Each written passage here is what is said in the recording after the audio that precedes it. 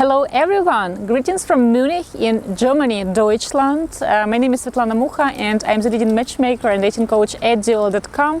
And today I have prepared for you practical tips and advice for long-distance relationship. And the first tip is to keep in mind that you can't build your relationship purely online. And a long distance, it can be just a certain phase of your relationship, but it has to end. And it is crucially important that you and your partner both have discussed when it will end, how it will happen, what are the steps that you are making right now to make it happen. Are you moving to be with your partner, or is he or she moving to be with you? Or perhaps you are going to relocate and to settle at the neutral territory together. Then it is going to happen. What are you doing right now to make it happen? What is he or she, your partner, doing to make it happen? So it is crucially important that you had this talk and both of you understand where you stand, because if you didn't have this conversation and if your partner doesn't know where you stand or what is happening next, what is the plan, then sooner or later she or he will start second guessing why we're doing it.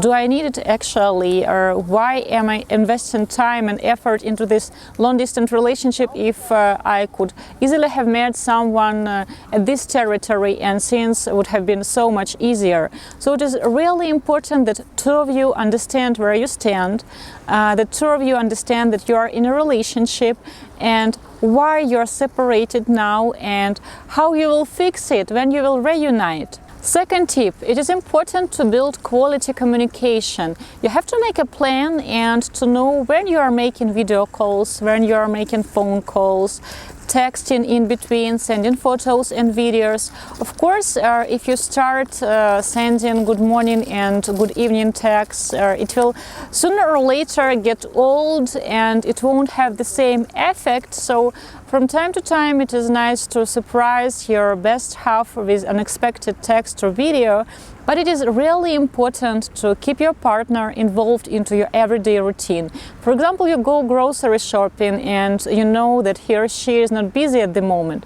You can make a video call and go grocery shopping together, or you can cook a meal in the evening together by using video calls, or you can watch a movie. And also don't forget that you can surprise your partner with a cute gift. You can order flowers, a bottle of champagne or wine, or a spa procedure. It is important to be present in the life of your partner and to keep him or her present in your life. She has to know what is going on, where you're going. For example, you have plans with your friends. Tell her who these friends are, what you plan to do, and it doesn't mean that she kind of has to control you, no, but she has to feel involved, because if you don't share what's going on in your life, well, then this distance between the two of you, it can kill all the vibes. 3. Meet offline. It is crucially important to meet offline. Don't underestimate the importance of such meetings. You can't build your relationship and keep your relationship purely online. I would say that 2-3 months top, and after that you have to meet in person. Of course, there are certain circumstances when, for example, because of the job or other situations, you can't meet sooner, but if it is not a war situation and your partner is not working at a secret lab or elsewhere, you have to do your best to meet at least every 2-3 months. Otherwise, your relationship won't survive long distance. And you have to be really good at planning your meeting in person. Right during this meeting, set the dates for the next meeting and make some exact plans. Buy the tickets, book the hotels, or discuss who is traveling to meet whom. So make exact plans, mark it in your calendar so that your partner knows that the meeting is going to happen in 2-3 months. First of all, you create something to be looking forward to, and you make this new meeting more real. Now you have something to be looking forward to, something to anticipate, and you know that it is going to happen. Because the worst feeling when you're in a relationship is not to know what is going on, not to know what is happening. are we meeting, are we not meeting, what does he think about it, is it going to work, does she like me? When you have the set meeting, when you have the tickets, when you have the hotel reservations, you already know that, hey, it is going to happen. We are like meeting in 3 to 4 weeks, so it is real. 4. Follow the plan. If you have discussed that you are meeting in 2 months, you have to do your best to actually make it happen. Because you know what, work will always be busy and there can be different circumstances, but if you have discussed it that you are meeting in 2 months and your best half is looking forward to this meeting, it will be a crime to disappoint. You have to make sure that you really do your best to make it happen, and your partner has to know that you did your best. If for whatever reason you have to reschedule or something really unexpected and important came up, you have to make sure that this is really important, and you have to make sure that you have explained in the best way possible to your partner why you can't meet. And yes, you have to compensate for the delay by, for example, staying longer or spending more time together or making an extra trip to see her, because your partner has to feel it that he or she is important. And the 5th tip that I often share with our clients, but people, I don't know why, they very often neglect it: write romantic letters. Guys, it can be very romantic and it can be very liberating to actually put your feelings on paper and to send them to your beloved one. Of course, when it is a relationship. If you have just met on Tinder, no, don't do letters. But if you are in a real long-distance relationship and she is your girlfriend, you can write her a romantic letter.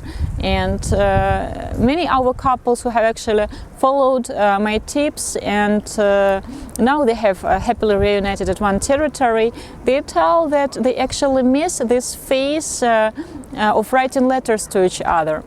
One of my clients, he has confessed that he has fallen in love with his now wife when he was reading her letters and writing letters to her, but they have met in person multiple times before that, because in these letters they were sharing not only their hopes and dreams, but also their fears, their fantasies, because sometimes you can feel shy to talk about these things well face to face, but when you have the security of a computer screen, you kind of feel liberated to write what you think.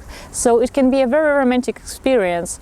Of course, if you send these letters like every week or every day, it will get old. This is why I recommend to actually use different type of communication.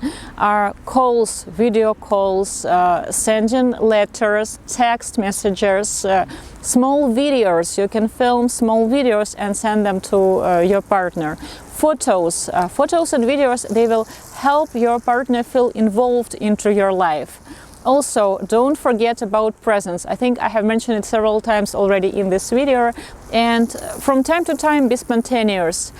Create an extra video. If, for example, you have never filmed videos for your partner, make one right now. And if you are in long-distance relationship, or for example, write a letter if you never did that before, or share a song that reminds you of her. So all these small romantic things that can help you feel more connected. Guys, I hope it was useful, and I want to remind you that we have a podcast, and you can find us at Apple Podcast or at SoundCloud. And every week, together with Katerina Romanenko, our beautiful executive director, we discuss interesting dating-related topics, and of course, I invite you there. Don't forget to press like to this video, to subscribe to our channel, and of course to share your opinion in the comments below. I want to wish you lots of love, Svetlana Mucha, especially for Diolli.com from Munich, Germany.